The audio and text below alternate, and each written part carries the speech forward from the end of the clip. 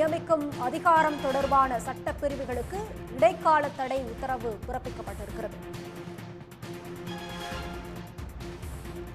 துணைவேந்தர்களை நியமிக்கும் அதிகாரம் தொடர்பான சட்டப்பிரிவுகளுக்கு இடைக்கால தடை உத்தரவு பிறப்பிக்கப்பட்டுள்ளது. சென்னை உயர்நீதிமன்ற நீதிபதிகள் GR சுவாமிநாதன், V லட்சுமி நாராயணன் அமர்வு இந்த தடை உத்தரவை பிறப்பித்திருக்கிறது.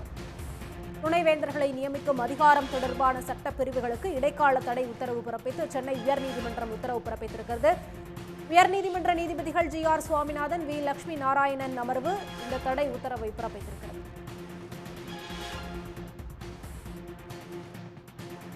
பதில் மனு தாக்கல் செய்ய அவகாசம் அளிக்காமல் இடைக்கால உத்தரவை பிறப்பிக்க தமிழ்நாடு அரசு கடும் எதிர்ப்பு தெரிவித்திருக்கிறது.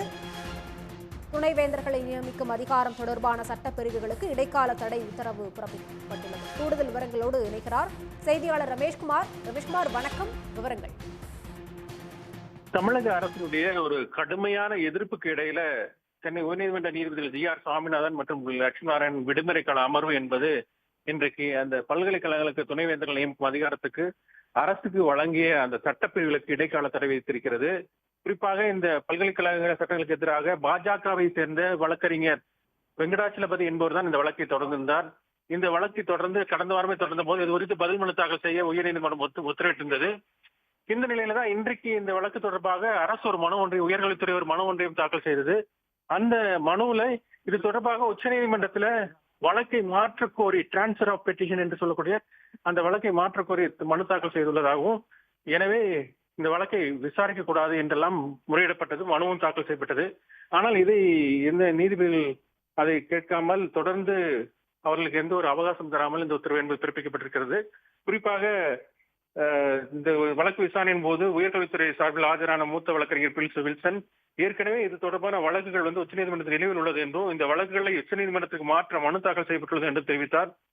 போதுமான வாய்ப்பளிக்காமல் விசாரணை நடத்துவது முறையற்றது, நியாயமானது கிடையாது என கடுமையான எதிர்ப்பை தெரிவித்தார். ஆனாலும் அந்த கடும் எதிர்ப்புக்கு மத்தியிலும் GR சுவாமிநாதன் மற்றும் V லட்சுமி நாராயணன் அமர்வு இந்த வழக்கை விசாரித்தது. மேலும் இந்த வழக்கு ஒரு அரசியல் உள்நோக்கம் கொண்டது, பாஜகவை சேர்ந்து வழக்கு தொடர்ந்திருக்கிறார். தற்போது இந்த விடுமுறை கால நீதிமன்றத்தில் அவசர வழக்காக தொடர்வதில் அவசியம் என்ற கேள்வியும் P வில்சன் முன்வைத்தார்.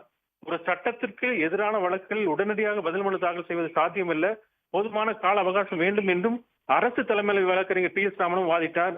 அரசியலமைப்பு சட்டம் சார்ந்த வழக்கு என்பதால் தடை கோரும் மனுவை தள்ளுபடி செய்ய வேண்டும் என்றும் அரசு தரப்பு தலைமை வழக்கறிஞர் PS ராமன் கேட்டுக்கொண்டார். தொடர்ந்து விசாரணை ஒத்திவைத்தால் வானம் இடிந்து விடாது, வழக்கை ஒத்திவைக்க வேண்டும். இதுபோல வழக்கு உச்சநீதிமன்ற நிலுவையில் உள்ளது என்றும் இந்த வழக்கை மாற்றக் கோரும் வழக்கு உச்சநீதிமன்றத்தில் உள்ளதனால் அதற்கு அதுவரை காத்திருக்க வேண்டும் என்றாலும் கடுமையான வாதங்கள் முன்வைக்கப்பட்டது. ஆனால் தொடர்ந்து மேலும் PS ராமன் வாதிடும் போது ஆளுநர் மட்டுமே வேந்தராக இருக்க முடியும் என்றும் UGC சட்டத்தில் எந்த விதியும் இல்லை என்றும் இந்த விடுமுறை கால நீதிமன்றத்தில் அவசரமாக விசாரிக்க வேண்டிய அவசியம் இல்லை என்றெல்லாம் கடுமையான எதிர்ப்பை தெரிவித்தார்கள். ஆனால் அந்த கடும் எதிர்ப்புக்கு மத்தியிலும் நீதிபதிகள் GR சுவாமிநாதன் அமர்வு தற்போது அந்த சட்ட பிரிவுக்கு மட்டும் தடை விதிப்பதாக கூறி அந்த பல்கலைக்கழகங்களுக்கு துணைவேந்தர்கள் நியமிக்கும் அதிகாரத்தை அரசுக்கு வழங்கிய சட்டப்பிரிவுகளுக்கு மட்டும் இடைக்கால தடை விதித்து உத்தரவிட்டிருக்கிறார்கள். விவரங்களுக்கு நன்றி ரமேஷ்குமார். உடனுக்குடன் செய்திகளை தெரிந்து கொள்ள சன் நியூஸ் பெல் ஐகானை கிளிக் பண்ணுங்க.